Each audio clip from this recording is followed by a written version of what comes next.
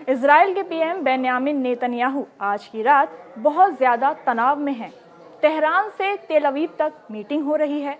इस बीच ईरान के supreme leader Ali Khamenei ने ऐसा ऑर्डर दे दिया है कि नेतन्याहू के विरोधी भी बोल रहे हैं कि इजराइल में बगावत का वायरस फैल चुका है।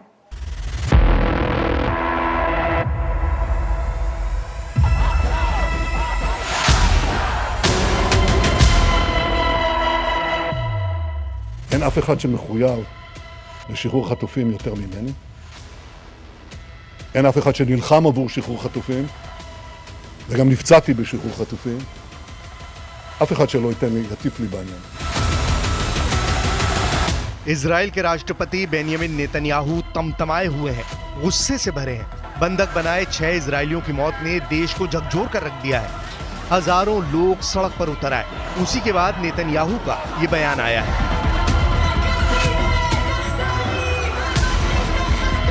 हाथ बंधे हुए हैं, पैर बंधे हुए हैं।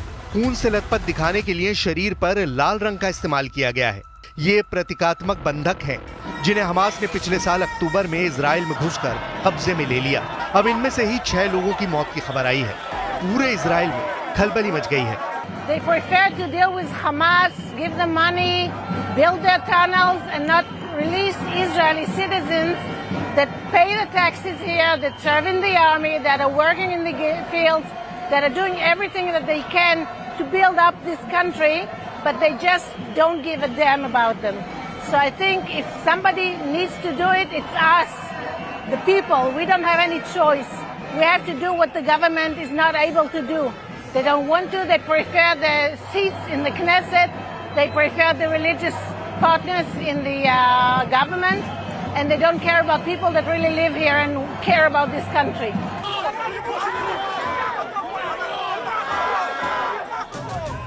घर में ही घिर गए प्रधानमंत्री नेतन्याहू।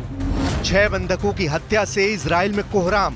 प्रदर्शनकारियों की मांग, नेतन्याहू दे इस्तीफा। ये पहली बार नहीं हुआ जब गाजा में आग उगलती इजराइल की तोपों की तरह ही इजराइल के भीतर लोग नेतन्याहू के खिलाफ आग उगलने लगे हैं। दोनों में फर्क बस इतना है कि गाजा में लाशें बिछ रही हैं और इजराइल में नेतन्याहू का इस्तीफा मांगा जा रहा है। 6 बंधकों के मृत पाए जाने के बाद इजराइल के हजारों लोग शोक में डूब गए। पीड़ित परिवारों और ज्यादातर लोगों ने प्रधानमंत्री नेतन्याहू को दोषी ठहराया और कहा कि लगभग 11 महीने पुराने युद्ध को समाप्त करने के लिए हमास के साथ समझौते के माध्यम से उन्हें जिंदा वापस लाया जा सकता था। who are alive and survived the agony of staying in Hamas captivity has lost their lives because the government can't make up her mind. And it seems like they forgot the Israeli ethics. That means mutual dependence on each other, mutual reliance on each other. Israel के सबसे बड़े व्यापार संघ Histadrut ने सोमवार को आम हड़ताल का आह्वान किया था, जो युद्ध की शुरुआत के बाद पहली हड़ताल थी। इसका मकसद बैंकिंग, स्वास्थ्य सेवा और देश के मुख्य एयरपोर्ट सहित अर्थव्यवस्था के प्रमुख क्षेत्रों को बंद करना या बाधित करना था। नेतन्याहू उस प्रदर्शन से बौखलाए दिखे। नेतन्याहू मानकर चल रहे थे कि उनकी हमास के खिलाफ जंग की रणनीति सही ट्रैक पर है। इजराइल के भीतर भी लोग कम नहीं हैं जो हमास पर लगातार सैन्य दबाव बनाए रखने की नेतन्याहू की रणनीति का समर्थन करते हैं। लेकिन अब इन लोगों का भी सब्र टूट रहा है, क्योंकि युद्ध लंबा खिंच रहा है और बंधक संकट ज्यों का त्यों है। רצחו לנו 6 מחטופינו בדם קר. אז אחרי הרצח הנורא הזה, אני לא מאמין שמישהו יבוא, מישהו רציני יבוא ויגיד, עכשיו תעשו עוד ויתורים, אתם לא רציניים, החמאס רציני. אני לא מאמין שהדבר הזה קיים. לא מאמין שמישהו חושב את זה, באמת. ואני לא מאמין שהנשיא ביידן באמת אמר. इजराइल के कई शहरों में पुलिस से प्रदर्शनकारी भिड़ गए। 5 लाख से ज्यादा प्रदर्शनकारी सड़कों पर उतरे। इजराइल में इस प्रदर्शन ने फिर वो सवाल खड़ा कर दिया है कि नेतन्याहू हमास के अंत के लिए लड़ रहे हैं या बंधक बनाए अपने नागरिकों की रिहाई के लिए। प्रदर्शनकारी प्रधानमंत्री नेतन्याहू और उनकी सरकार पर बंधकों की रिहाई के लिए ठोस कदम नहीं उठाने का आरोप लगा रहे हैं। प्रदर्शनकारियों का मानना है कि नेतन्याहू अगर जंग रोकने का समझौता कर लेते तो बंधकों को छुड़ाया जा सकता था। नेतन्याहू राजनीतिक वजहों से समझौता करना नहीं चाहते। Find the end of the war in Gaza. In Gaza. When Hamas no longer rules Gaza, we throw them out. I would define the end of the war in World War II when the Nazis no longer rule Germany.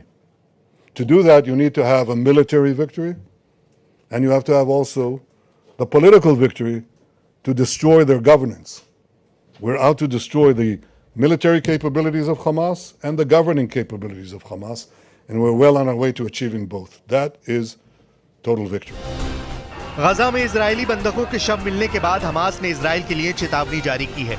Hamas ने कहा कि अगर Israel की सेना ने उन पर दबाव बनाना बंद नहीं किया तो वो बंधकों को ताबूतों में रखकर इजरायल भेजेंगे। हमास ने धमकी देते हुए कहा कि इसके लिए वो अपने लड़ाकों को आदेश भी दे चुका है। अल जजीरा की रिपोर्ट के मुताबिक कासिम ब्रिगेड के प्रवक्ता अबू उबैदा ने कहा कि अगर इजरायल के प्रधानमंत्री नेतन्याहू बिना समझौते के सैन्य दबाव बनाकर बंधकों को छुड़ाने की कोशिश करेंगे तो हम उन्हें ताबूत में रखकर लौटाएंगे। अब फैसला परिजनों के हाथ में है कि वो बंधकों को जिंदा वापस चाहते हैं या उनके शव। हमास ने कहा कि बंधकों की मौत के लिए नेतन्याहू और उनकी सेना जिम्मेदार है। 31 अगस्त को इजरायल को गजा में हमास की सुरंगों में 6 बंधकों के शव मिले थे। इजरायली सेना IDF ने बताया कि सैनिकों के वहां पहुंचने से कुछ देर पहले ही हमास ने इन बंधकों को बर्बरता के साथ मार डाला। इजरायली डिफेंस फोर्स के मुताबिक उन्हें इलाके में 6 बंधकों के मौजूद होने की खबर मिली थी। इस वजह से सेना बहुत ही सतर्कता के साथ आगे बढ़ रही थी। इस बीच उन्हें हमास की एक सुरंग का पता चला। यहाँ छानबीन के दौरान बंधकों के शव बरामद हुए। हमास ने इजरायल के कुल 251 नागरिकों को बंधक बनाया था। इनमें से 97 अब भी हमास की कैद में है।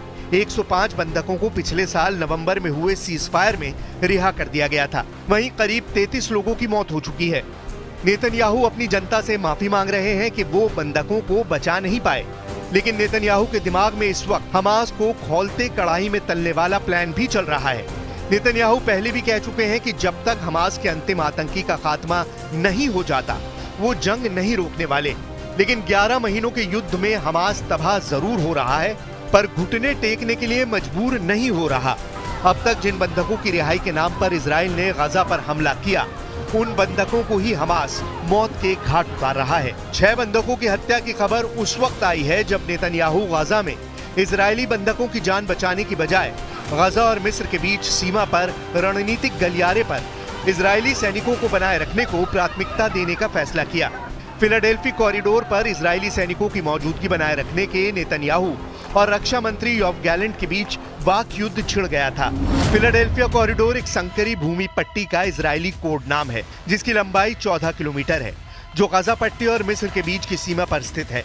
2005 में गजा पट्टी से इजरायल के एक तरफा अलगाव के बाद मिस्र के साथ फिलाडेल्फी समझौता संपन्न हुआ जिसने मिस्र को मिस्र की ओर से सीमा पर गश्त करने के लिए मार्ग पर 750 सीमा रक्षकों को तैनात करने का अधिकार दिया। हमास के लिए फिलाडेल्फी कॉरिडोर एक महत्वपूर्ण सप्लाई लाइन है।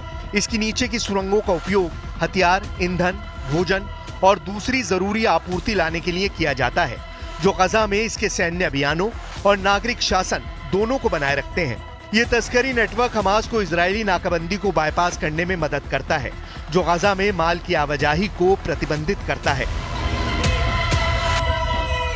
नेतन्याहू अब आगे क्या करते हैं इस पर पूरी दुनिया की नजर है क्योंकि हमास अब भी पूरे ताव से नेतन्याहू को आंखें ही नहीं दिखा रहा बल्कि इजरायली नागरिकों को मौत की नींद भी सुला रहा है।